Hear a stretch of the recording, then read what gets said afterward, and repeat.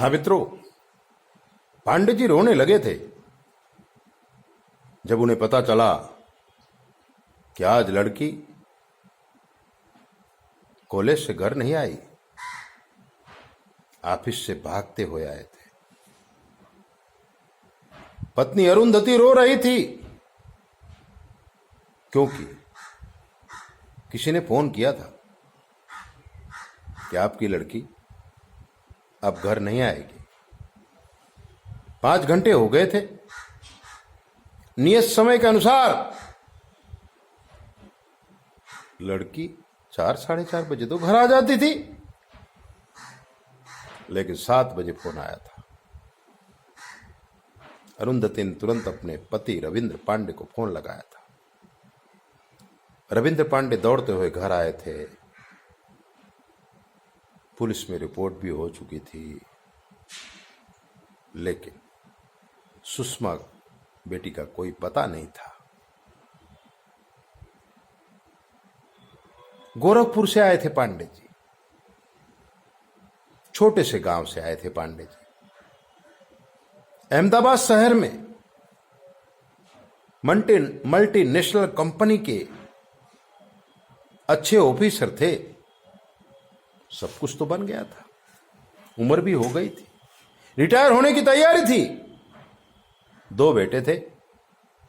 एक बेटा अमेरिका में सेट हो गया था, दूसरा बेटा अहमदाबाद में सेट हो गया था। लड़की भी लास्ट ईयर पढ़ाई पढ़ रही थी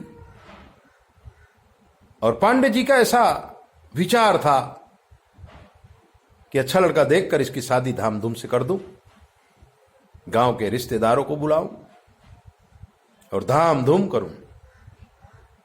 ये उनकी मनसा थी। पत्नी का नाम था अरुंधति।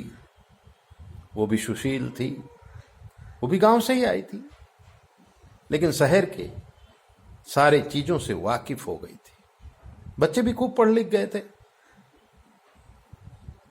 बेटी सुषमा खूब सुंदर थी। तभी उसकी दोस्ती एक विजातीय लड़के से हो गई थी और लड़का जानबूझ करके सुषमा को फंसाया था। जब सुषमा फंस गई थी तो सुषमा ने अपने मां बाप से शादी की बात व्यक्त की थी, लेकिन लड़का का बायोडेटा देखने के बाद पांडे जी ने तुरंत मना कर दिया था। थोड़ा कड़क भी हो गए थे। सुषमा रोने लगी थी क्योंकि इतना ज्यादा प्रभाव उस लड़के का सुषमा पे था। मां बाप को भूल सकती थी, उस लड़के को नहीं भूल सकती थी। एक दिन लड़के ने प्रस्ताव रखा कि क्यों ना हम दोनों भाग के कोर्ट मैरिज कर लें और किसी दूसरे शहर में रहें। सुषमा को अच्छा लगा था। पिता की तिजोरी से जो भी मिला वो सोना चांदी और पैसा लेकर उस लड़के के साथ सुषमा निकल गई थी। कोई लेटर भी नहीं छोड़ा था। तभी तो पुलिस में रिपोर्ट किए थे। कोई सबूत नहीं था। कहां गई कुछ पता नहीं था। मोबाइल भी उसने फेंक दिया था। लड़के के साथ गई और लखनऊ में एक होटल में रहने लगी। रहती अहमदाबाद में थी, पहुंच गई लखनऊ। लड़का भी शायद लखनऊ का ही था। काफी दिनों तक वहां रहे, गुपचुप, किसी को पता नहीं चला। एक दिन सुबह सुषमा उठती है और लड़के की बात सुनती है।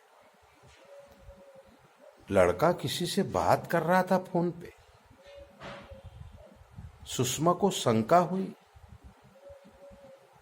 कि ये तो सुषमा को बेचने की बात कर रहा है।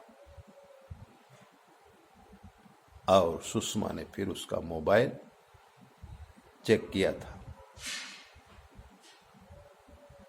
बड़े ही गंदे गंदे लोगों के नंबर उसमें सेव थे। लड़का का अस्तित्व तो कहीं दिख नहीं रहा था। सुषमा ने सोचा लड़के को पहचानने में गलती कर दिया है। लड़के से छुप के लड़की होटल के काउंटर पर आई थी और होटल के मैनेजर से फोन लेकर रिक्वेस्ट करके एक फोन किया था। चुपचाप अपनी मां को बता दिया था कि मैं लखनऊ में हूं, फंस गई हूं। अगर आप मुझे जिंदा चाहते हैं तो मुझे ले जाने की व्यवस्था करें।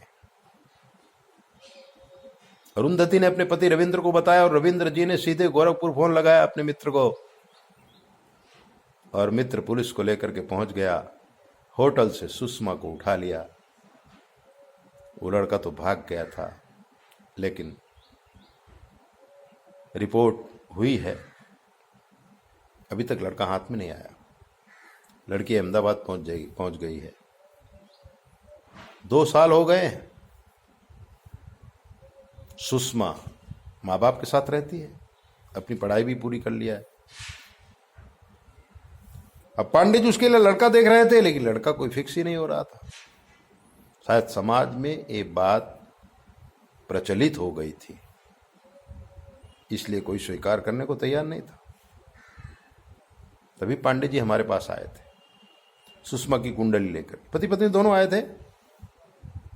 बात किया था, गुरुजी लड़की की शादी के लिए देखिए। हमने कहा मस्तक में मंगल है तो 28 साल के आसपास शादी होगी। बोले अभी तो लड़की 26 साल की है, अभी 2 साल तक लगेगा, बहुत प्रॉब्लम है। और कोई योग देखिए गुरुजी।